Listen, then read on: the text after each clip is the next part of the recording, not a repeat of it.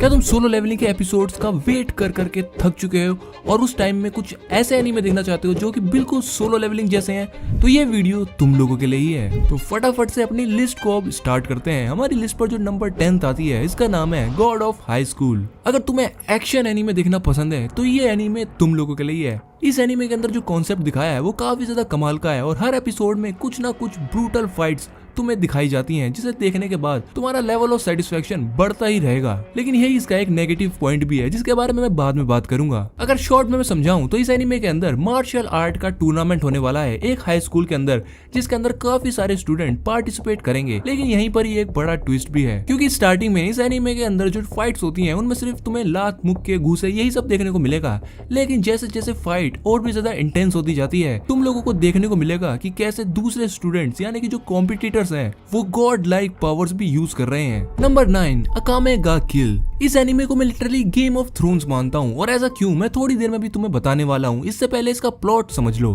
तात्सुमी जो कि एक यंग स्वॉर्ड्समैन है और हमारी इस स्टोरी का मेन प्रोटैगनिस्ट भी है, वो अपने विलेज को छोड़ करके एक कैपिटल में आता है जिसका नाम होता है एम्पायर्स कैपिटल। और जैसे ही वो इस कैपिटल को एंटर करता है उसे उस जगह की रियलिटी का पता चलता है कि किस तरह से वो सिटी पूरी तरह से करप्शन, ग्रीड और क्रूएल्टी से भरी हुई है। और वो बिल्कुल उस तरह से नहीं है जैसा उसने सोचा था। इसी के बाद ही वो एक नाइट रेड को ज्वाइन करता है जो कि ग्रुप ऑफ असैसिन्स होता है जो कि फाइट करते हैं उसी करप्शन के अगेंस्ट जो कि उस कैपिटल में हो रहा होता है। और ये एनीमे बिल्कुल भी होल्ड बैक नहीं करती है। जिस भी कैरेक्टर को तुम पसंद करोगे हो सकता है वो मारा भी जाए। प्लॉट आर्मर नाम की तो इस एनीमे के अंदर कोई चीज ही नहीं है, कोई भी कैरेक्टर मारा जा सकता है। इसी वजह से मैंने इसको गेम ऑफ थ्रोन्स से कंपेयर करा था। Number 8 Hunter x Hunter. Solo Leveling के जेजू आइलैंड आर्क को देखने से पहले मैं तुम लोगों को रिकमेंड करूंगा हंटर एक्स हंटर एक बार जरूर देख लेना, क्योंकि इसको देखने के बाद तुम्हारा जेजू आर्क देखने का नजरिया पूरी तरह से बदल सकता है। क्योंकि मेरे साथ भी ऐसा ही कुछ हुआ था जब मैंने हंटर एक्स हंटर देखी थी और उसके बाद जब मैंने जेजू आइलैंड आर्क के बारे में पढ़ा था तब मुझे काफी चीजें सिमिलर भी देखने को मिली थी और ऐसा लगा था कि सोलो लेवलिंग के ऑथर्स ने जरूर यहाँ से ही इंस्पिरेशन ली होगी, क्योंकि जिस तरह से वो आर्क दिखाया जाता है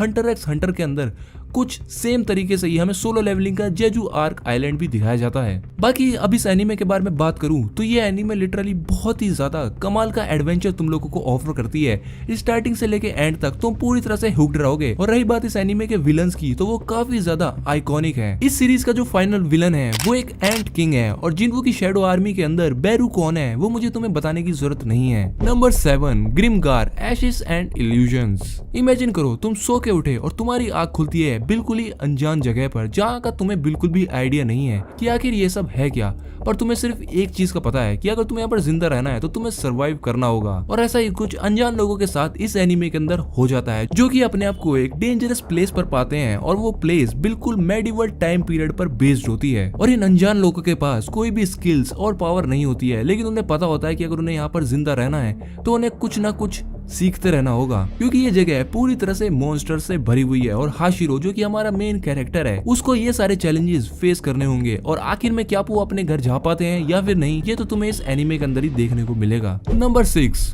लॉग होराइजन। बचपन में जरूर तुम लोगों का number 5 that time I got reincarnated as a slime. और इस एनीमे के बारे में तुमने काफी ज्यादा सुना होगा, ये काफी ज्यादा फेमस एनीमे है। और अगर अभी तक तुम लोगों ने इस एनीमे को नहीं देखा है तो यार तुम लोगों को डेफिनेटली इस एनीमे को चेकआउट करना चाहिए।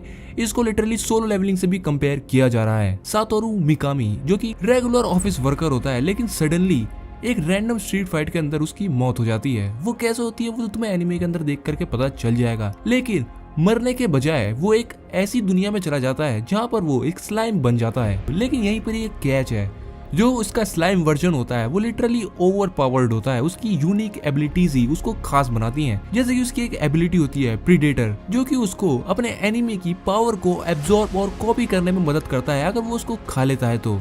और ये बंदा बहुत ही ज्यादा पावरफुल हो जाता है। इसके बाद वो अपना नाम भी चेंज कर लेता है और अपनी एक अलग ही दुनिया बना लेता है। और इस एनिमे को देखने में तुम्हें काफी ज्यादा मजा आने वाला है, क्योंकि इसके अंदर काफी ज्यादा अनप्रिडिक्टेबल चीजें भी होती हैं। Number 4 Overlord. इस एनीमे का बेसिक प्लॉट ये है कि क्या होगा अगर एक पावरफुल विलन एक स्टोरी का हीरो बन जाए तो, और यही चीज ये एनीमे काफी अच्छे से दिखाती है। हमारे कैरेक्टर जो कि एक गेम खेला करता था, उसके सर्वर्स बंद होने वाले होते हैं, यानी कि कंपनी डिसाइड करती है उस गेम को कम्प्लीटली शट डाउन करने के लिए, और हमारा प्लेयर डिसाइड करता है कि जब तक इसके सर्वर बंद नहीं हो जाते पूरी तरह से, वो इस गेम के अंदर लॉक्ड इन रहेगा और देखेगा कि अगर क्या होगा अगर मैं इस गेम के अंदर लॉक्ड इन रहूं और लॉग आउट कभी करूं ही ना तो। और वो यही सोच के गेम में लॉक्ड इन रहता है, लेकिन जैसे ही घड़ी 0 हिट करती है वो गेम से लॉग आउट नहीं होता है, इसके बदले वो गेम में ही ट्रांसपोर्ट हो जाता है, और उसके बाद वो गेम कोई गेम नहीं रहता, उसकी रियलिटी बन जाती है और उस गेम के सारे एनपीसीज भी रियल पर्सनैलिटी लेकर के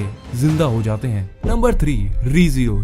जैसा कि तुमने सोलो लेवलिंग के अंदर देखा होगा, जब जिनवू एक डंजन के अंदर एंटर करता है तो उसको 3 चांसेस मिलती है, जिन चांसेस में अगर वो मर भी जाए तो वो वापस से जिंदा हो सकता है और उसकी मेमोरी चेंज नहीं होती है। इनफैक्ट ये उसका बहुत बड़ा प्लस पॉइंट भी बन जाता है, जिसके बाद वो अपनी नेक्स्ट चांस में और अच्छे से इम्प्रूव करके उस लेवल को क्लियर कर सकता है। और यही बेसिक प्लॉट है रीजीरो का। इसके अंदर जो हमारा मेन प्रोटैगनिस्ट होता है वो मरने के बाद अपनी लाइफ दोबारा से रीसेट कर सकता है। इट्स लाइक हमारा जो मेन कैरेक्टर है वो एक लूप के अंदर फंस चुका है। जब तक वो अपने आउटकम को चेंज नहीं कर देगा तब तक वो अगर मरता भी रहे तो वापस से उसी पॉइंट पर जिंदा होता रहेगा। Number 2, sword art online. इस एनीमे के बारे में मैं अपने चैनल पर काफी बार बात भी कर चुका हूँ। इस एनीमे के नाम से ही तुम्हें पता चल गया होगा कि हमारा मेन कैरेक्टर एक वीडियो गेम के अंदर जाके फंस जाएगा और अब उसे उसके चैलेंजेस को पार करना है, बिल्कुल जिनवू की तरह, अगर वो जिंदा रहना चाहता है और अपना लेवल अप करना चाहता है तो। और इस एनीमे के बारे में अब मैं ज्यादा कुछ बात नहीं करूंगा, सीधा बढ़ते हैं नंबर 1 पर, the rise of the shield hero. जब मैंने इस एनीमे का फर्स्ट एपिसोड देखा था तो मुझे काफी ज्यादा बढ़िया लगा था, और इस एनीमे के फर्स्ट एपिसोड ने मुझे हुक कर लिया था कि आगे क्या होने वाला है, क्योंकि इसका कॉन्सेप्ट काफी ज्यादा यूनिक और थोड़ा सा डिफरेंट भी है बाकी